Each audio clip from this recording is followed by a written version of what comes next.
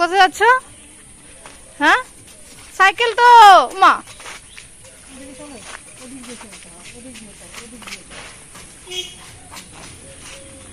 যাচ্ছিস দুইশো কি কোথায় যাচ্ছে? দুইশো কি আবার দেখা আজকাল মিলিয়ে মিলিয়ে পড়েছে।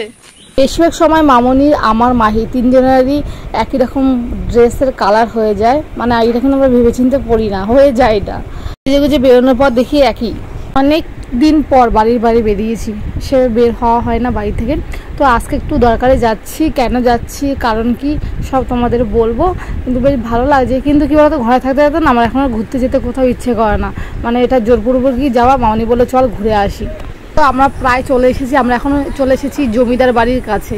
আসার কথা ছিল অনেক আগে, কিন্তু একটু দেরি হয়ে গেল, সন্ধ্যে হয়ে গেছে না, তাই তোমাদের সঙ্গে সেমন করে দেখাতে পারলাম না। তো আমরা চলে এসেছি উনুন আনতে। দেখো, দেখতেই পাচ্ছ কেমন ঘর অন্ধকার।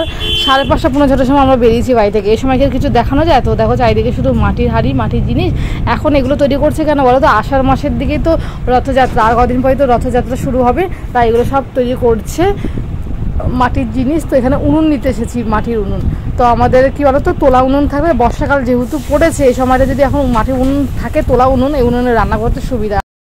বলে এসেছিল ওনার কাছে অনেক উনুন আছে, এসে দেখে একটা উনুন তা আবার ফেটে গেছে। উনুনটা একেবারে পছন্দ হলো না। যে মাটির জিনিস যারা তৈরি করে তাদের হাতে কাজই থাকবে অন্যরকম। তো যাই হোক, কপাল খারাপ হলো না। তো গাছে এত লেবু হয়েছে, লেবু গাছে না এমনই, মানে এত লেবু হয়, সেটা আমাদের নার্সারিতে ঠিক এমনটাই লেবু। আর এতটা অন্ধকার হয়ে গেছে, কিছু দেখাতে পারলাম না। বেশ ভালো লাগছিল জায়গাটা। একদিন দিনের বেলা আসলে দেখাবো। আর একটা গাছে দেখো এত লঙ্কা হয়েছে, এক একটা লঙ্কা সাইজ এত সুন্দর, বেশ ভালো লাগছিল দেখতে। গাছটা তো পুরো লঙ্কা বোঝায়। তো তোমাদের কেমন হলো ভিডিওটি? ভালো লাগে সাবস্ক্রাইব করে চ্যানেলটাকে। Tata, bye bye.